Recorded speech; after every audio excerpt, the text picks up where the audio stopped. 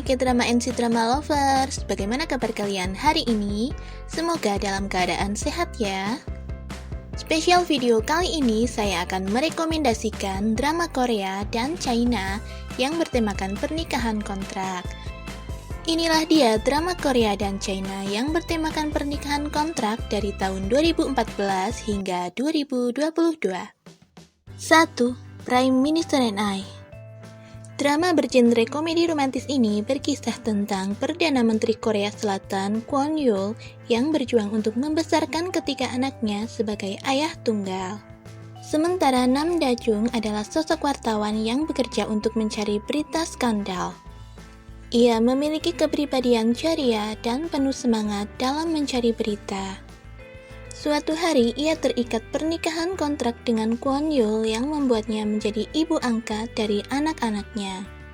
Setelah menjadi istri dari seorang Perdana Menteri, hidup Nam Da-jung berubah total dan menjadi sorotan media. Drama Korea kedua, Fate to Love You. Drama komedi romantis ini dibintangi oleh Jang Hyuk yang berperan sebagai Lee Kun, merupakan pria kaya yang berasal dari keluarga konglomerat. Ia merupakan pewaris tunggal di perusahaannya karena semua saudara laki-lakinya telah mati. Sementara Kim Mi-young diperankan oleh Jang Nara adalah pekerja kantoran yang lugu sehingga seringkali dimanfaatkan oleh rekan kerjanya. Singkat cerita, kawin kontrak pun terjadi ketika Mi-young hamil akibat saat dalam keadaan mabuk, ia salah masuk kamar Lee Kun dan melakukan one night stand. Ketiga, Marriage Contract. Drama ini bercerita tentang ibu tunggal yang menikah secara kontrak dengan bosnya sendiri karena sebuah perjanjian. Lee So-jin berperan sebagai pemilik restoran bernama Han Ji-hoon. Sejak kecil, ia hidup terpisah dari ibunya dan tinggal bersama keluarga sang ayah. Suatu hari, dia mengetahui bahwa ibunya menderita penyakit liver dan harus mendapatkan transplantasi hati. Sementara Kang Hye-soo, sosok janda satu anak yang bekerja pada Ji-hoon, didiagnosis mengidap tumor otak stadium akhir. Mereka berdua akhirnya menikah kontrak dan membuat perjanjian bahwa ia akan menjadi donor hati untuk mertuanya. Dan sebagai gantinya, Hye-soo akan menerima sejumlah uang yang akan ia berikan kepada putrinya. Drama Korea keempat, Because This Is My First Life. Menceritakan tentang Nam Se-hee diperankan oleh Lee Min-ki adalah seorang komputer designer. Di usianya yang sudah hampir mencapai kepala 4, Se-hee sama sekali tidak berminat dengan pernikahan dan lebih memilih untuk hidup bersama kucing peliharaannya.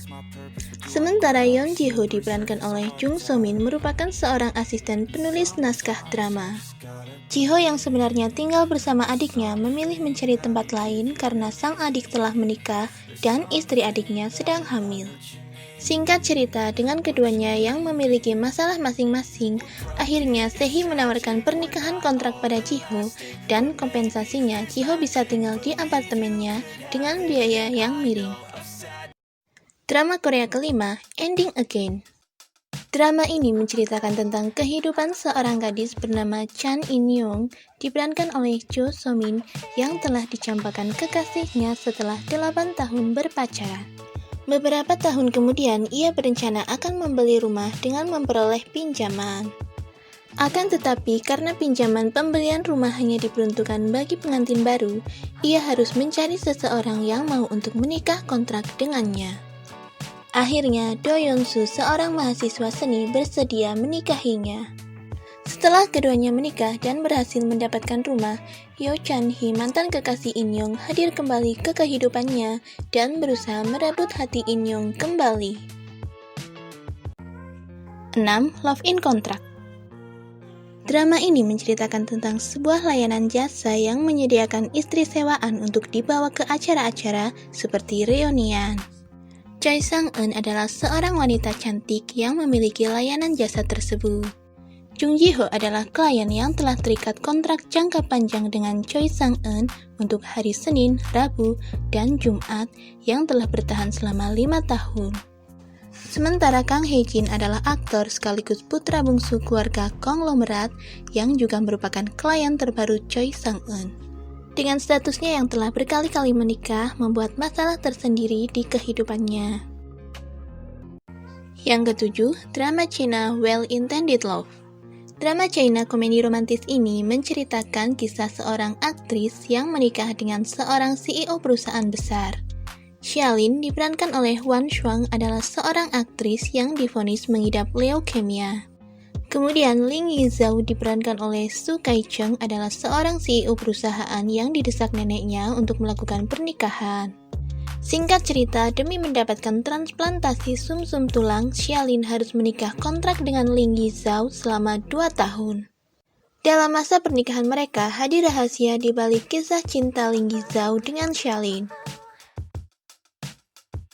8. Begin Again. Menceritakan tentang Lu Fangning, seorang CEO wanita yang memimpin perusahaan besar di bidang perabotan rumah tangga Luming Group. Mendekati usia 30, Fangning mendapatkan tekanan dari keluarga untuk segera menikah dan mempunyai anak. Dengan perantara adik laki-lakinya, Fangning kemudian bertemu dengan Ling Rui, seorang dokter cerdas dan tampan yang menjadi kandidat sempurna untuknya. Setelah melakukan berbagai cara, Fangning akhirnya berhasil meyakinkan Ling Rui untuk menikah kontrak dengannya. Akan banyak adegan menarik dan lucu ketika Fangning bersikeras untuk mempunyai anak dari suami kontraknya itu. 9. Perfect and Casual. Drama China bergenre romantis ini mengisahkan seorang profesor laki-laki yang dingin bernama Zhang Xinyan dan seorang mahasiswi bernama Yunsu. Pertemuan pertama mereka diwarnai dengan kesalahpahaman. Kemudian Yunsu sangat terkejut begitu mengetahui bahwa Xinyan adalah dosen di universitasnya.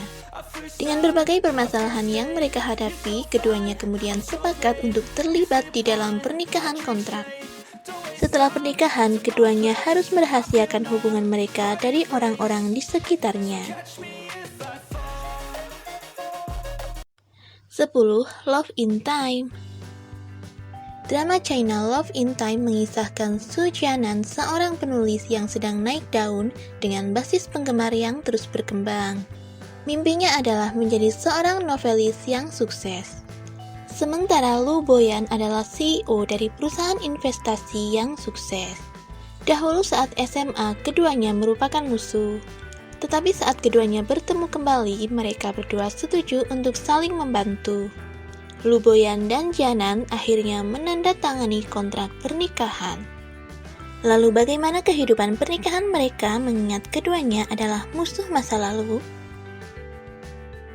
Yang ke-11, Once We Get Married. Drama China bergenre komedi romantis ini menceritakan Gu Zizi, seorang desainer busana yang kompeten. Suatu hari, ia mendapat pesanan busana pengantin untuk kliennya yang dirancang oleh desainer ternama Alex. Tetapi kerjasama Zizi dengan kliennya Yin Zichen, seorang CEO perusahaan ternama, tidaklah berjalan mulus.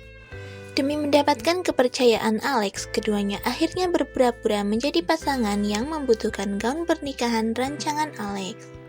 Dan akhirnya mereka berdua terpaksa menikah kontrak demi sebuah bisnis. 12. Hello Mr. Gu. Mengisahkan tentang seorang pria bernama Gu Nanzhao yang merupakan CEO sekaligus menjadi pewaris grup Gu. Dirinya memiliki fobia terhadap kerumunan, tetapi tetap melakukan pekerjaannya dengan baik. Pada suatu hari, tiba-tiba dia harus terlibat dalam pernikahan kontrak dengan wanita bernama Zhou Jianxing. Di sisi lain dari keluarga Jianxing yang sedang dilanda kebangkrutan, ternyata bisa mengubah hidupnya dan membantu permasalahannya dengan adanya pernikahan mereka. Setelah keduanya bersama, Jian Xian mengetahui bahwa Gu Nanzhao memiliki fobia keramaian yang disebabkan trauma masa kecilnya. Demikian tadi rekomendasi drama Korea dan China yang bertemakan pernikahan kontrak. Subscribe channel ini dan tekan tombol loncengnya agar tidak ketinggalan dengan video terbarunya.